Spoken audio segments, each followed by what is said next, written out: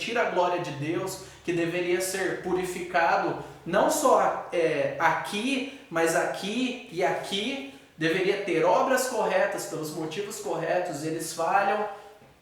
Deus sabia que eles iam falhar, inclusive estava escrito isso. Eles são disciplinados, e aí vem o ápice, o máximo. Seria o maior predador de toda a história da humanidade.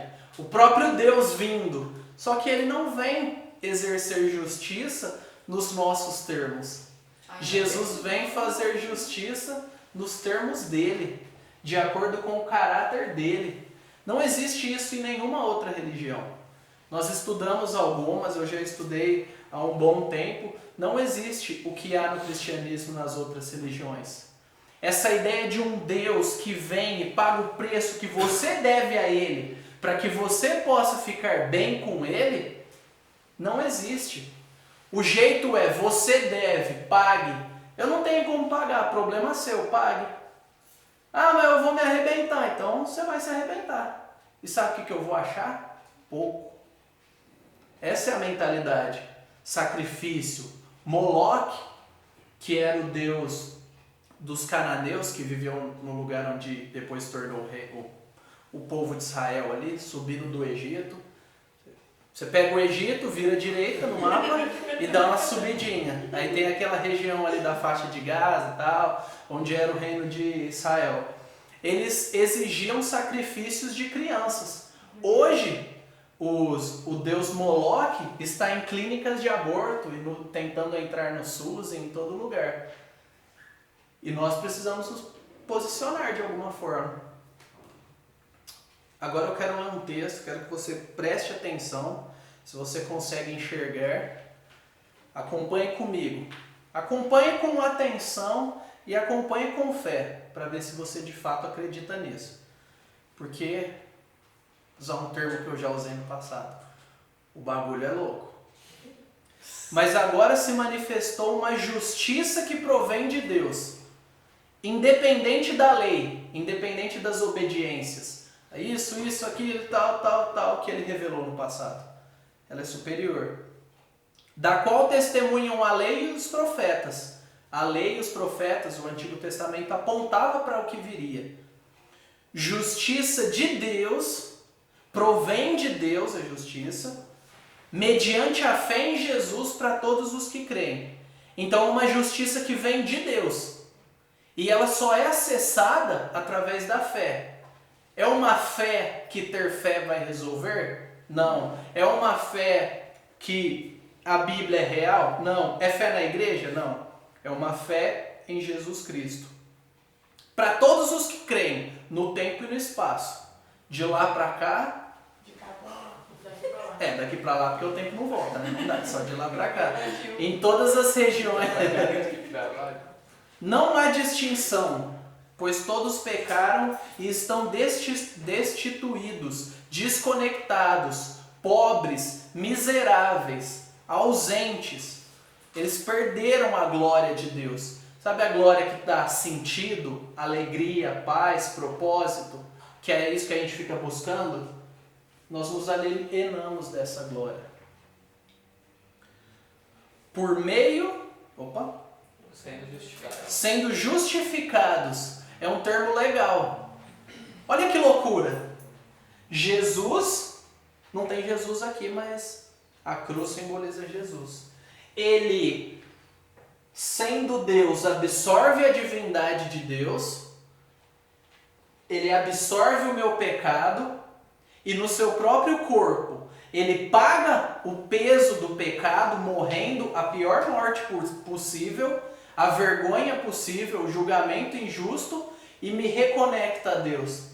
De forma que ele absorve o que eu tenho, preto, que simboliza a dívida, que simboliza as trevas, a cegueira, e azul, que era a única outra cor que tinha que fazer sentido, que simboliza a dignidade de Deus, e ele reconecta em si, no seu corpo, reconectando Deus e o homem. Ele, Deus homem, pagando pelo pecado que não era dele, mas pagando para que todos aqueles que nele creem, que se arrependem e que passam a viver confiadamente nele, possam ser livrados. Isso é justificação. Por graça, não é de graça. Então, se você fala de graça, pare de falar, aprenda. Não é de graça, porque custou para alguém. Não existe nada de graça. E não existe almoço grátis também. Alguém paga por algo. É por graça. Jesus pagou. Por meio da redenção. Redenção é uma palavra forte que significa resgate do sequestrado. Se eu sequestrasse alguém, essa é a ideia. É a pessoa que se troca. É a pessoa que compra a segurança e a vida do outro. Uma redenção que há em Cristo Jesus. Deus o ofereceu como sacrifício para propiciação. Alguém aqui sabe o que é propiciação? Alguém aqui sabe o que é propiciação? O aplacamento da ira de Deus. E o que isso significa? Eu gosto de definir a palavra propiciação como tornar propício. Deus estava contra nós, né? Nós estávamos em guerra com Deus, e aí, por meio de tudo isso que você está explicando, Deus se tornou propício, não se tornou mais contra nós, né? Nós deixamos de ser alvos da ira de Deus. Todo mundo ouviu? Todo mundo entendeu? Propiciação é isso, é tornar propício. Eu falei isso uma vez e o pastor Domingos viu de mim. Inimigos de Deus que nós somos, enquanto longe de Jesus, rejeitando toda manifestação de Deus, e aí Ele paga, Ele aplaca a ira, há uma justiça a ser executada. Jesus absorve essa ira. E Ele torna Deus propício, mediante a fé nele, pelo seu sangue. Não foi um negócio limpinho, não. Não foi uma prova que Jesus fez, um concurso. Ele pagou com a vida, demonstrando a sua justiça. O justo sofrendo por pessoas injustas. E aí ele paga o peso da justiça de Deus. Em sua tolerância, havia deixado impunes os pecados anteriormente cometidos. Mas no presente, de lá para cá, daqui para lá não, demonstrou a sua justiça, a fim de não só ser justo, mas se tornar o quê? Deus não só é justo, Ele é justo e sai da onde Ele está para pegar um bando de bandidos, criminosos, pessoas que o odeiam e que o rejeitam e que o desprezam, e Ele vai lá e paga a conta, Ele paga a dívida, e era pena de morte. E pena de morte eterna. Por quê? Porque Deus é infinitamente digno. E um pecado contra um ser infinitamente digno, infinitamente bom, precisa ser infinitamente punido. E ele se torna justo e justificador de todo mundo? Não. Daquele que tem fé em Jesus. Então isso é um resumo do que é o cristianismo. Isso é a acrópole, isso é a base, isso é o centro, isso é a coisa resumida. Jesus está no meio, no começo, no fim. Ele é aquele pelo qual vale a pena nós vivermos. E isso foi escrito 500 anos antes, que eu vou ler agora. Ele não tinha qualquer beleza ou majestade que nos atraísse, nada em sua aparência para que o desejássemos. Foi desprezado e rejeitado pelos homens, um homem de tristezas. E nós não o tínhamos em estima. Ele tomou sobre si as nossas enfermidades. Contudo, nós o consideramos castigado por Deus, por ele atingido e afligido. Mas ele foi transpassado por causa das nossas transgressões, foi esmagado por causa de nossas iniquidades. Pecados de ação, pecados diretos. O castigo que nos trouxe a paz estava sobre ele, e pelas suas feridas fomos curados. Todos nós, tal qual ovelhas, ovelha é um bicho burro, gente. Ovelha é um bicho que se perder, ele está lascado. A ideia do pastor é alguém que cuida, é próximo do pai. É aquele que zela, que disciplina, que alimenta, que diz, ei, Sabe aquela criança de 3 aninhos que quer enfiar um negócio na tomada e você precisa disciplinar ela porque ela é burra? Então, Ai, que dó. ela é burra no sentido de não ter instrução. Não sei o que Ela, de não ter inteligência. Mas é exatamente isso que nós somos. Ela não tem repertório, ela não sabe se ela quer o dedo lá ou ela choque. Na verdade, ela sabe porque foi falado. Ela quer cometer o mal feito.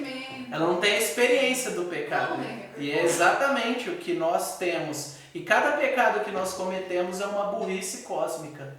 É uma burrice espiritual e moral cósmica. Como ovelhas nos desviamos, cada um de nós se voltou para o seu próprio caminho. E o Senhor fez o quê? Alguém lê para mim, por favor. E o Senhor fez cair sobre ele a iniquidade de todos nós. Ele está falando do povo de Deus aqui. Pessoas que passaram por um processo. Se você é povo de Deus, se você já se arrependeu e colocou sua fé em Jesus, isso se aplica a você. Ele foi oprimido, afligido, contudo não abriu sua boca, como um cordeiro foi levado para o matadouro, ele não abriu a sua boca. Com julgamento opressivo ele foi levado, pois ele foi eliminado da terra dos viventes, por causa da transgressão do meu povo ele foi golpeado. Aqui ele está falando de Jesus, da experiência dele de morrer. Uma morte propiciatória, um sacrifício que aplaque a ira de Deus. Um sacrifício que tira a condenação, porque ele absorveu a condenação, e que derrame graça. Não dá o que você merece, e não só não dá o que você merece, ele te dá todo o mérito que ele tem diante de Deus. Então Deus não vai olhar para você, se você está em Jesus e na fé, simplesmente como um indivíduo no século 21 que está batalhando, que tem que fazer mais coisa certa do que errada. Não, ele olha para cada cristão e vê que Cristo pagou o preço. Nós vivemos e fazemos boas obras em obediência, gratidão e por amor a Ele. Isso é o Evangelho. Isso é o cristianismo. Existem pormenores que daria para a gente tratar e tal, mas isso é a base do cristianismo. Isso é o que torna o cristianismo e único. Só o cristianismo tem isso. Tem coisas parecidas, mas que não são. Então, 9h37, desculpem pelo atraso, deixa eu orar. Senhor, nós te agradecemos por esse tempo, pedimos que o Senhor alargue a nossa capacidade cognitiva, que o Senhor abra os nossos corações para que valorizemos as tuas verdades e para que reconheçamos a grandeza e superioridade do Senhor sobre nós, na nossa vida, e quanto o Senhor já tem feito ao nosso redor. E pedimos que o Senhor nos dê o privilégio de agir na vida de outros através de nós. Nós pedimos que o Senhor abençoe cada um, nos leve em paz para os nossos lares, que nós encontremos tudo bem e que nós tenhamos força, caráter e disposição de viver de um jeito que te agrade. Nós te agradecemos e confiamos em Ti, em nome de Jesus. Amém. Amém. Ai.